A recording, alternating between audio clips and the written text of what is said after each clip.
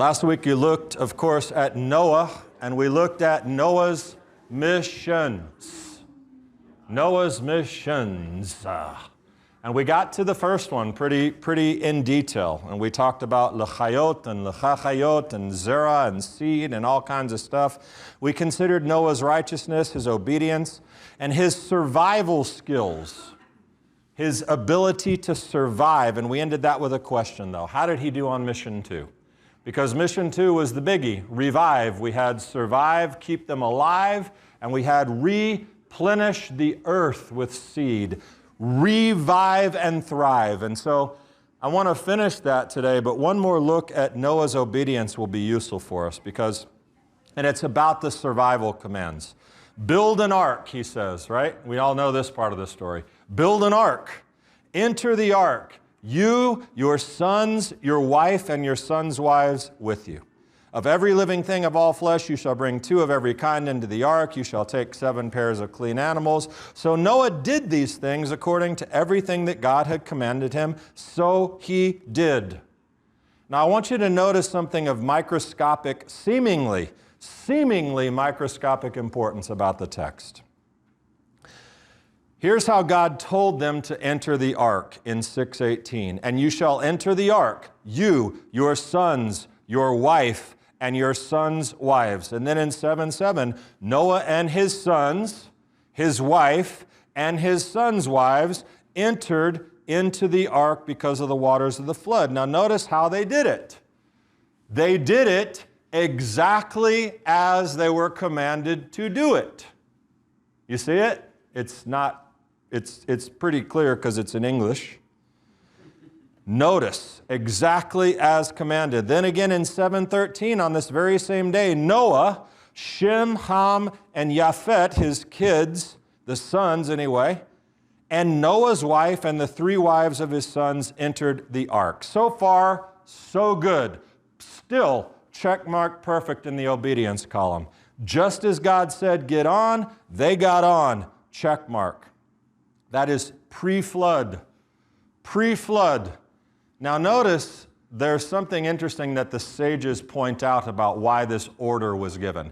Do you have any idea, any thoughts, any random crazy thoughts about why they said, go back one slide for me, Darren, why it says you shall enter the ark, you, your sons, your wife, and your wives' sons with you? Oh, sons' wives. Yeah, them. Any ideas? It's a unique consideration. No hanky-panky on the ark. They're segregated. They are going in this particular order. Noah had a prohibition against family relations on the ark. Noah, you, your son, you, your sons, your wife, and your wives, your sons' wives, go in. No family relations. Now listen, no sex. Okay, great. Why would you even be thinking about that with all of these animals and the stenches and, being on this boat for a year with your family, wondering if the rain will ever stop? Who would ever be thinking about bringing a baby into the world in that situation? Except for Cole Wagner. Now, so that's pre-flood, intra-flood stuff. That's what it says. That's how I want you to go on, and the sages derived that. Now, our focus today, as I said, is post-flood. L'chayot al paneh et kol haaretz, to revive life upon the face of the earth. So we get now, that's 6 and 7. We spent a week and a half now on 6 and 7. Now we move to chapter 8. The emergence from the ark also had its fair share of commandments. Let's read a little bit. In 8:16, go out of the ark, you and your wife and your sons wives with you. Bring out with you every living thing that's all flesh that's with you, birds and animals, and be fruitful and multiply. So I just skimmed it, but what you're deriving there is the 3 commandments. Go out of the ark, bring out the animals, be fruitful and multiply. Got it? First one. Go out of the ark with pleasure. Right? Doesn't say it, but you don't have to say it. go out of the ark. With pleasure, I imagine, they went out of the ark. Listen to the command. You and your wife and your sons wives with you. You notice a difference. Do you see the difference? There is no segregation. Men and women are paired. You and your wife go out. You, your sons and their wives go out. This is different, isn't it? And it's in the Hebrew. You can check it. It's not just a bad English translation. This is how it translates. The men and women are paired. Now that's important. Commandment 2, bring out the animals. Why? I don't know. Maybe with the intention of giving them some direction or order. Maybe with special attention that needed to be given to the clean animals that he was commanded to bring on. Who knows? But Noah, it says, bring them out. And then seemingly those 2 commandments are going to point to the 3rd commandment, which is what? Be fruitful and multiply. These are the 3 we derive from chapter 8. Noah and his wife, be fruitful and multiply. Sons and your wives, be fruitful and multiply. Back in action. Time for fruit, baby. Right? Right? I mean, that's what it's saying. Animals, bring them out. Have them breed and multiply. These were the commandments. This is perfectly righteous Noah, obedient servant. Everything that God commanded, Noah did. Now watch this in a slide. Verse 18. So Noah went out, and his sons, and his wife, and his sons' wives with him. You see it? You got to look. You got to read carefully. You got to pay attention. That's what the sages do. That's what we do. Noah isn't coming out hand in hand with his wife. They're not paired up.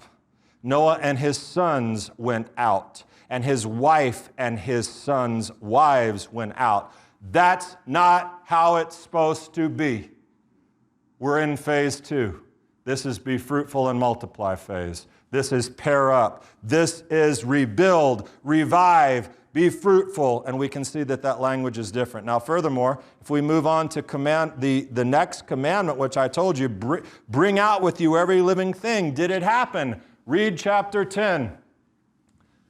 There's the command. Bring out with you every living thing of all flesh that is with you. What actually happened?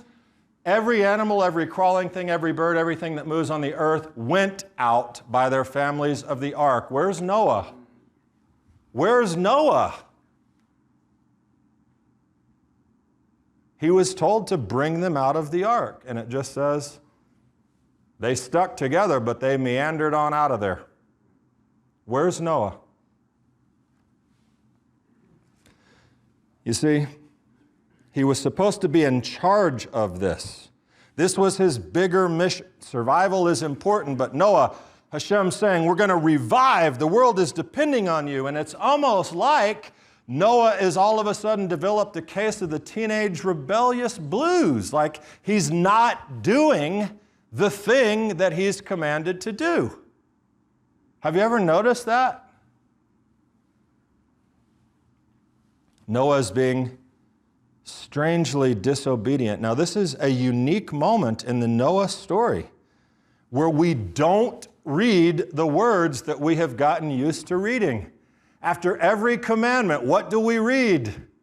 And Noah did as God commanded. Everything that God commanded, Noah did. But not here. Not here. Because he didn't. He didn't follow the commandment that he was given. He didn't follow the rules. But God's not finished with Noah. And Noah has proven so much, and he's got so much invested in Noah. And even though he's not in revival mode yet, God's not done. Chapter 9 comes along, and it's like God's rah-rah, motivational speech to Noah. He says, buddy, listen.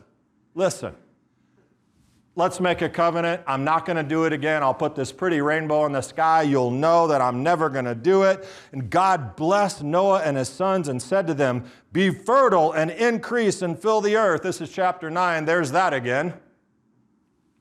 Chapter 9:7. Be fertile then and increase, abound on the earth and increase on it. There's that again. I mean, are you getting the theme?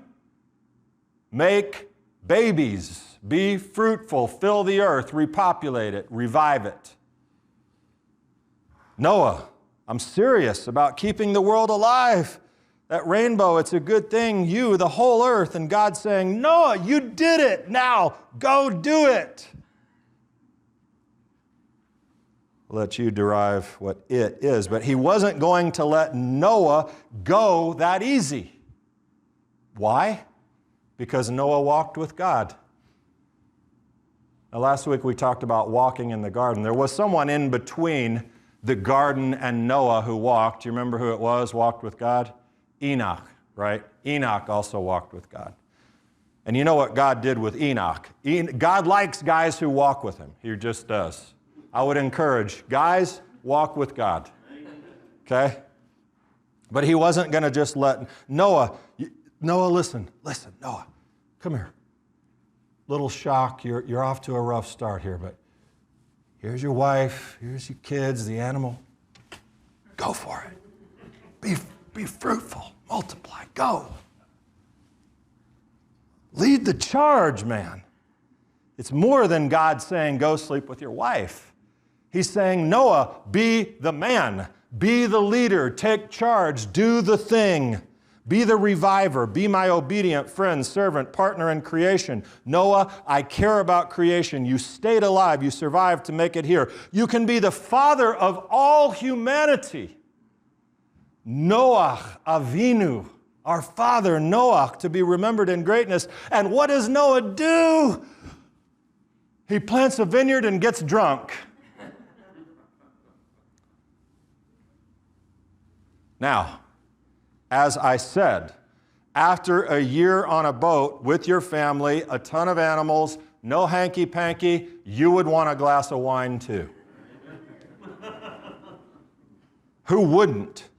But Noah gets hammered, slammed. And in essence, he says no to God. That's basically how the Noah story ends. And it's really sort of tragic because, I mean, of course, the weak link in my argument, some would say, is, well, the world got repopulated. I mean, what are you even talking about? Well, listen, if you segregate men from their wives and then set them free, I mean, there's a natural process of things that's going to happen. Kids are going to be made, okay?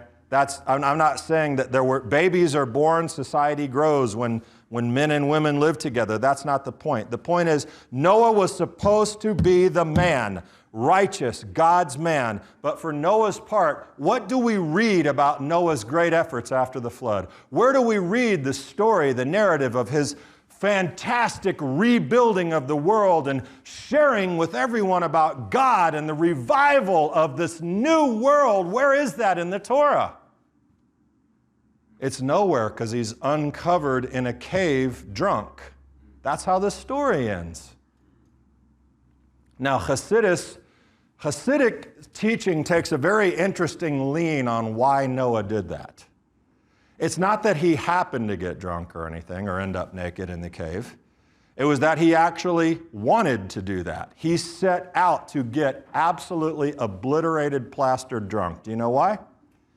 Because, again, Hasidic Judaism, looking for the really good in everything, says he wanted to erase the consciousness of the nakedness that man had discovered in the Garden of Eden.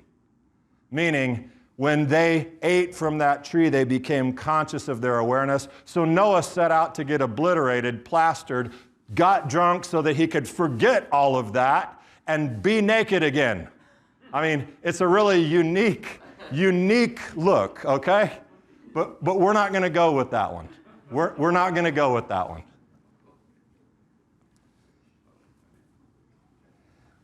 And you know something I told you last week about the idea that Noah gets some criticism. Now listen, Noah, again, is considered righteous in Judaism, but he gets some criticism, as we talked about last night, last week, and last night, he didn't bring people on the boat. Remember we talked about that? He wasn't a good evangelist. And I don't like that one very much, because we talked about how the world was completely corrupt, full of violence, destined for destruction. Maybe he tried, maybe no one listened. Maybe for over that period of time, the Talmud and other sources tell us he was not treated well. You know he had to have been made fun of, probably threatened. All kinds of bad things probably happened to Noah. His called crazy, family threatened, and maybe, just maybe, Noah didn't want to go back to the way it was. You ever thought about that? Probably not, because most people haven't thought about much of what I'm saying, not because it's just sort of hidden in there, but really cool.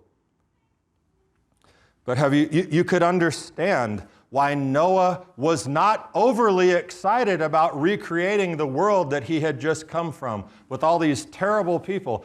I know this has probably never happened to any of you, where someone has treated you very, very poorly, or you've done something for someone and they did not receive it well or with any sense of gratitude at all. And then God gave you an instruction to be reconciled or to help them or to favor them after they had treated you like crap. And you jumped for joy, right? You rejoiced at the opportunity to go and serve this person who treated you badly. That's how you do it every time, right? I'm sure, because you're strong disciples of Yeshua. We should do that. And that's what Noah was tasked with doing. I know what you came from, but rebuild it. Maybe he didn't want to. You could understand. And he said, hey, hanging with the fam in a vineyard, in a cave, natural air conditioning, it's pretty good. I'll just stick here. But that wasn't the mission. That was not the mission.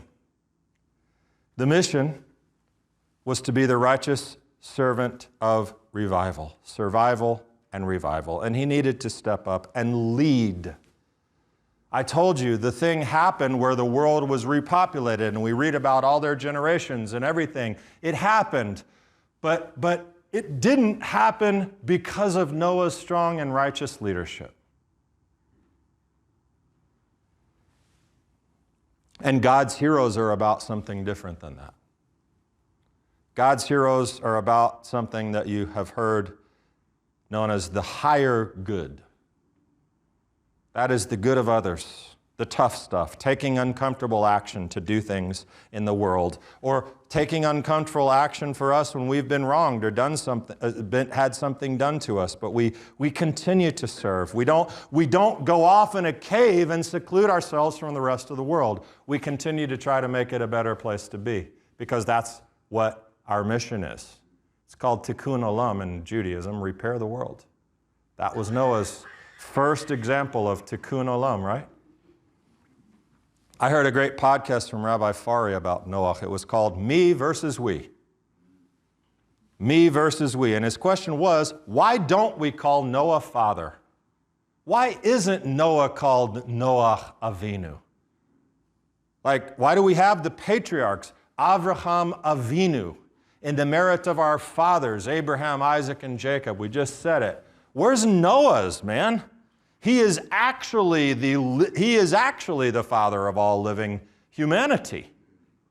He doesn't merit this term, our father Noah.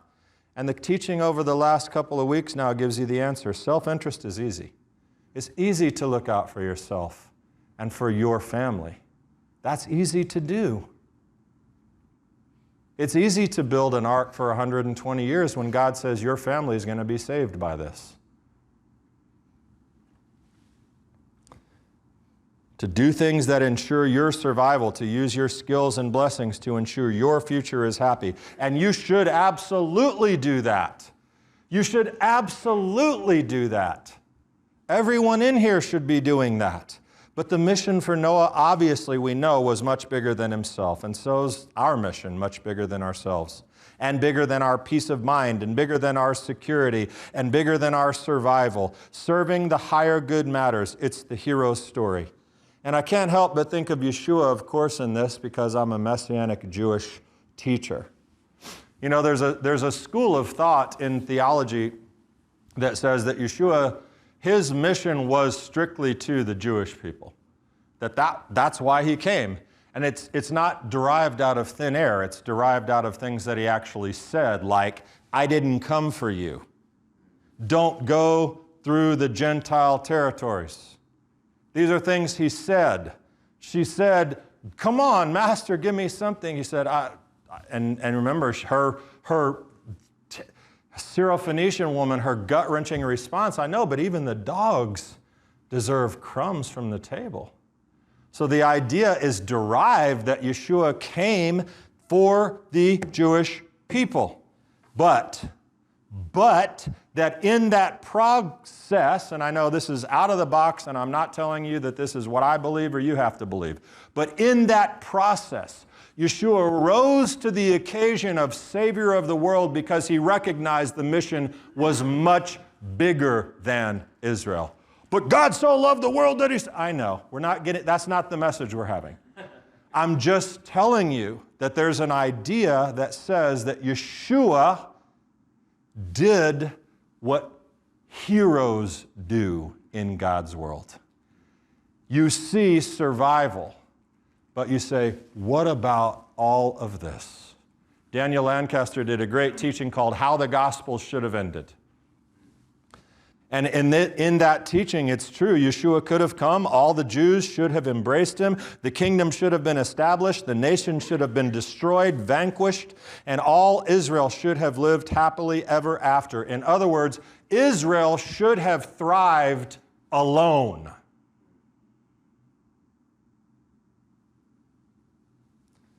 And Yeshua, without a doubt, had what it took to get that done. Remember this gem?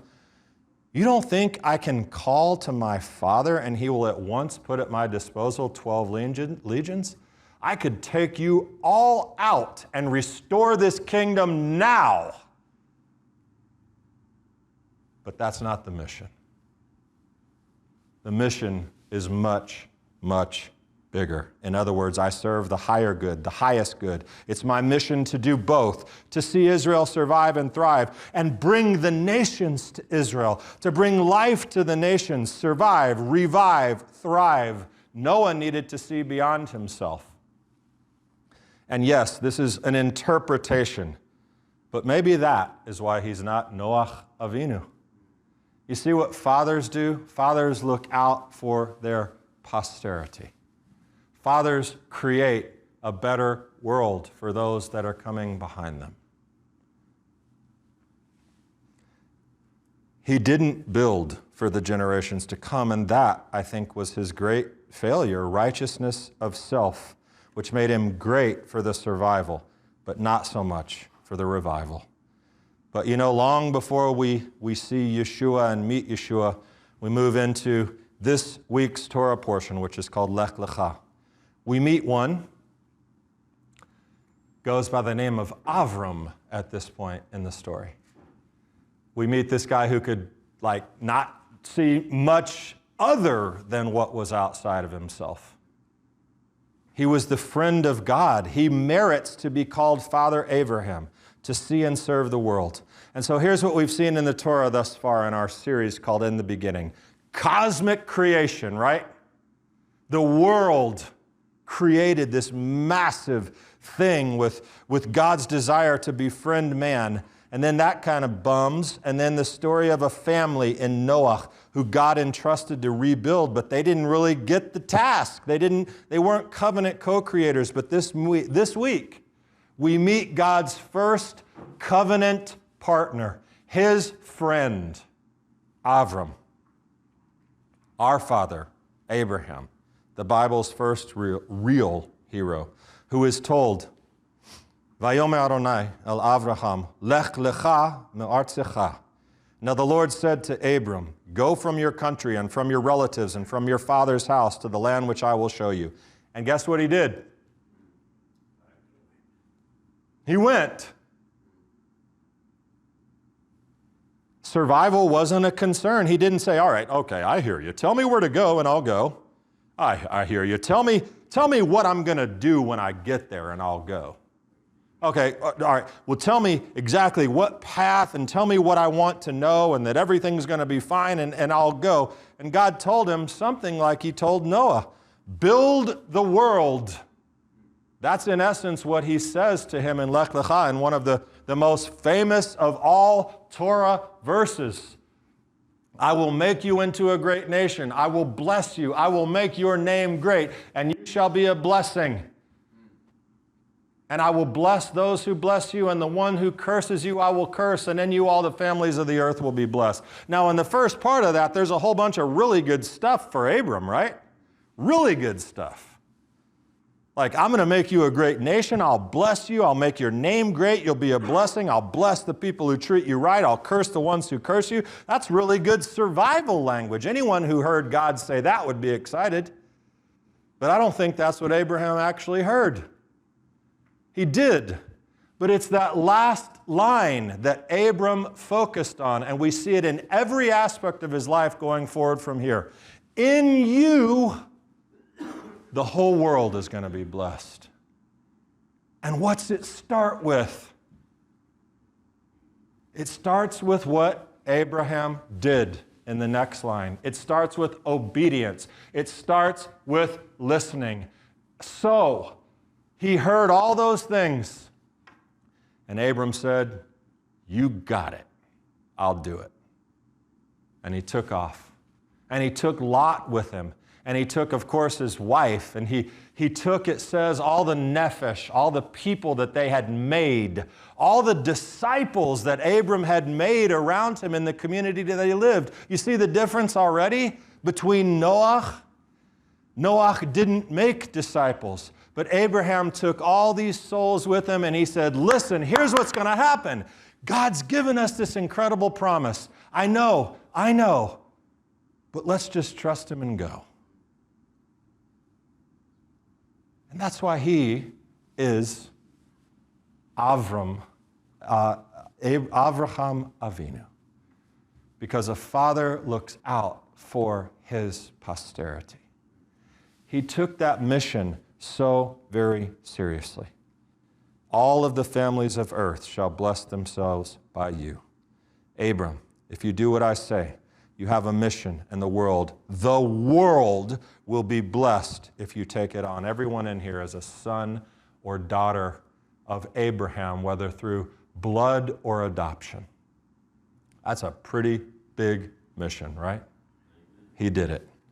And his response, Abraham went forth. That's what he did. He was 75 years old when he started his mission of revival. So, what's the takeaway? I don't know. No, the takeaway is we haven't gotten to it yet. But in Abraham, we're going to see over the next few weeks